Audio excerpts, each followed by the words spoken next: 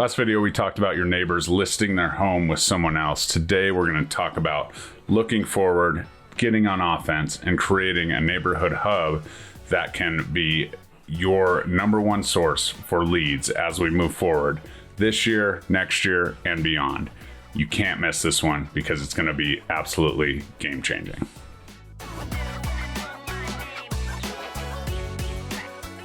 What's up, guys? I'm Jeremy Kane, the Real Estate Agent Playbook. I help agents just like you turn their business where their feet are into a scalable, organic lead machine.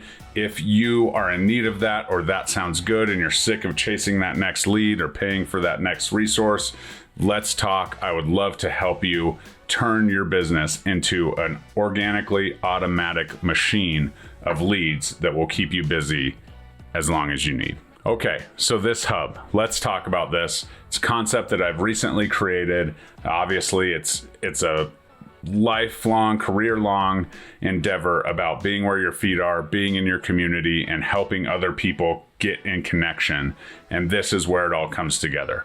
Farming is great. If you're doing farming, it's working for you. You're staying top of mind with mail, pretty expensive, email, phone calls, whatever you're doing in your community, great. I'm not going to tell you to stop doing it. What I am going to tell you to do is add a hub, a place where people can interact with each other so that they have that opportunity. And it doesn't have to be a Facebook group. We'll lean towards Facebook a little bit, plus we'll add some events and some other things that you can do.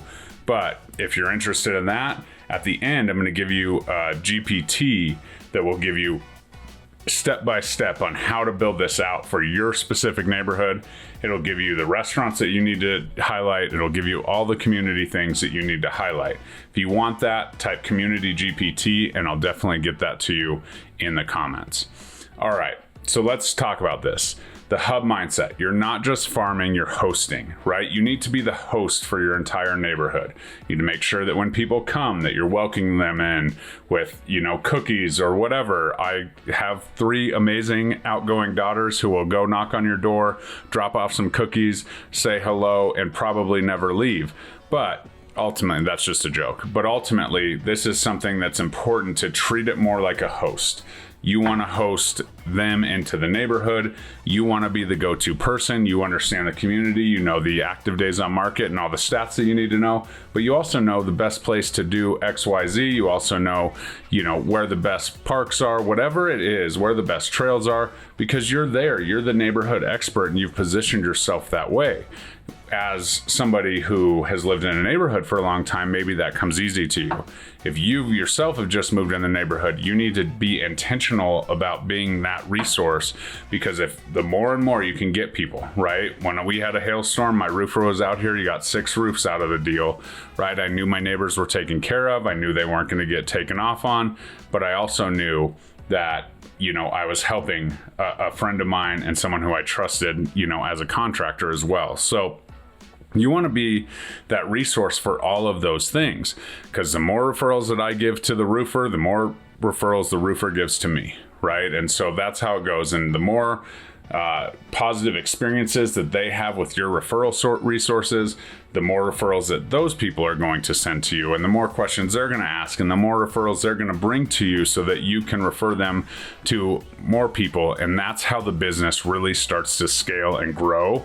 And so you want to make sure that your mindset is switching from a farm to a host. And that's a huge step in the right direction.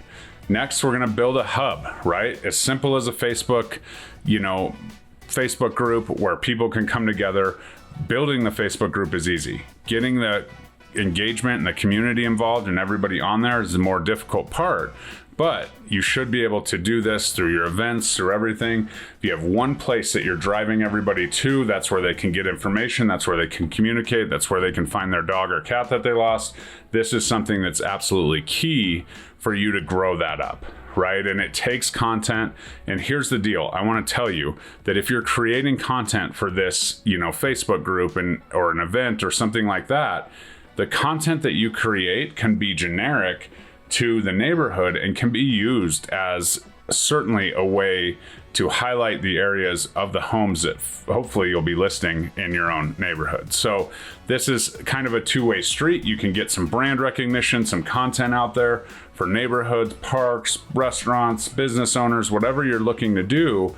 But you can also put that into the community group or the community hub as a resource for all of, the people that are watching. And so also, when you go hyper-local, this hyper-local small business, mom and pop business, it's as easy as starting a tab at the coffee shop so that people can get, coffee on you certain days of the week or, whatever. So you can start to do this, and then those coffee, the coffee shop owner might give a discount or they might make a donation to an event in silent auction. You can make this a whole philanthropic thing, and it'll help you grow in more ways than just making sure that your sign's in your neighbor's yard when they decide to make a move. Ultimately, the group needs, and the hub needs to be less about you and more about them, more about the community, the camera facing out. Certainly you can drop certain tidbits about real estate. You want to infiltrate your brand into that. I'm not saying not to, but ultimately make it more about the group and what they want and where they take it than you. You're just there for the ride. You're just the administrator, and you just bring the people what they want. And then you'll get more clients and more referrals from those people. Next is a monthly or a quarterly event.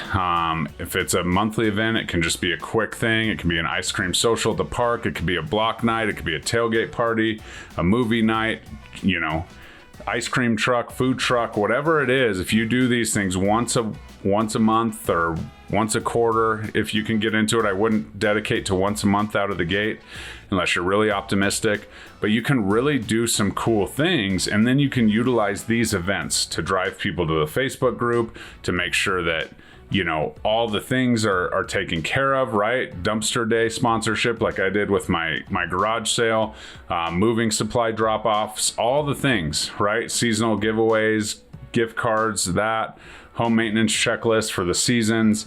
That's all going to help you get your brand in front of people and their items of value, right? And then quarterly annual reviews or annual reviews for the home are key as well.